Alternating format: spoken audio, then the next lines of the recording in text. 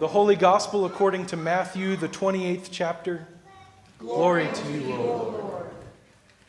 After the Sabbath on the first day of the week was dawning, Mary Magdalene and the other Mary went to see the tomb. And suddenly there was a great earthquake, for an angel of the Lord descended from heaven, came and rolled back the stone and sat on it. His appearance was like lightning, and his clothing white as snow. For fear of him, the guards shook and became like dead men. But the angel said to the women, "Do not be afraid. I know that you are looking for Jesus, who was crucified. He is not here, for he has been raised as he said. Come, see the place where he lay.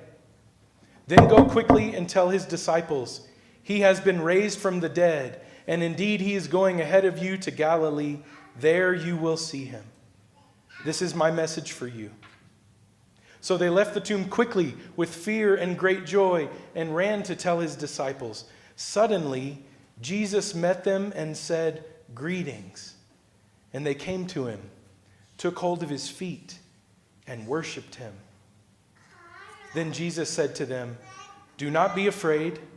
Go and tell my brothers to go to Galilee. There they will see me." The Gospel of the Lord.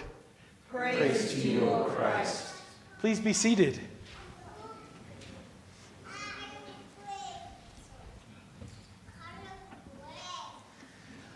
Alleluia, Christ is risen.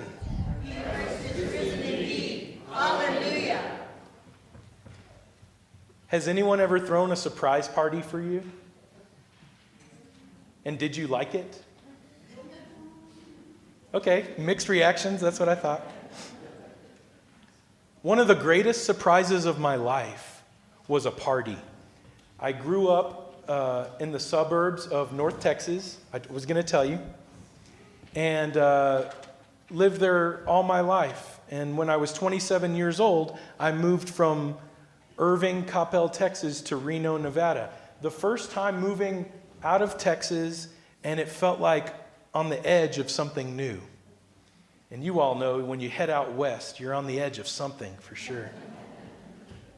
So having been out here for 2.5 years, for my 30th birthday, I had plans to meet my friend Kendra in Denver. This was going to be a big deal. 30th birthday, the big 3-0.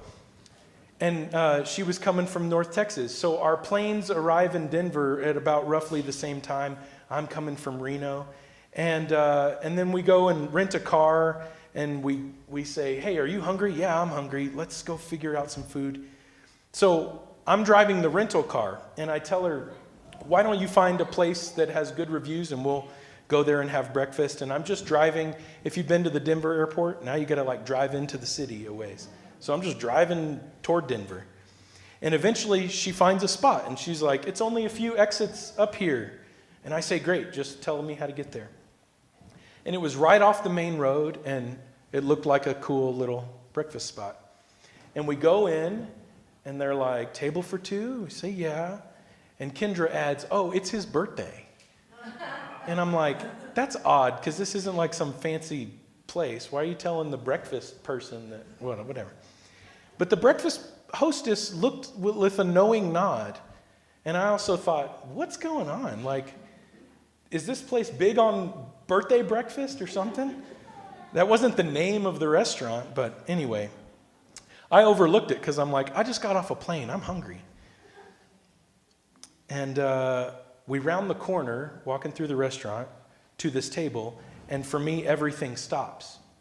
Because at this table are my best friends from Texas, Brian and Laura and Richard and Daniel. And they're all sitting there. And I'm not kidding, my first thought was to tell them, "Dude, funny running into you here. You must be on a trip. We're on a trip. And what are the chances that our trips have crossed paths?" And then it hits me, oh, Kendra knew they'd be here. And they're all here for my birthday, and they just got to the table before us. I was standing at the table just slapping the side of it, going, what? I mean, I had no idea. And Brian and Laura and Richard and Daniel had jumped in a van and driven 14 hours from Coppell to Denver, and there was snow in New Mexico and Colorado. They had wild stories of almost careening off the road. They drove 14 hours to get to us, and truly, once the haze of the surprise began to wear off for me, and I was getting my wits about me, and I was actually seeing my friends sitting at the table in front of me, I then noticed, yeah, they look like they've been in a van for 14 hours. And they were all yawning and stinky. It was one of the greatest surprises of my life. Just friends being somewhere I didn't expect them to be, and to be there for me. And then to see them sitting in a restaurant at a table getting there before us. I included a snippet of a poem in the bulletin today, if you want to look at it. To me, it's a snippet from Richard Wilbur. And it is a theme of one of the greatest surprises of my life, and a theme of the surprise for all of us, the surprise of Easter. Wilbur writes, "In the strict sense, we do not invent anything, merely bearing witness to what each morning brings again to light. All those things are there before us, there before we look or fail to look, there to be seen or not by us." All those things are there before us.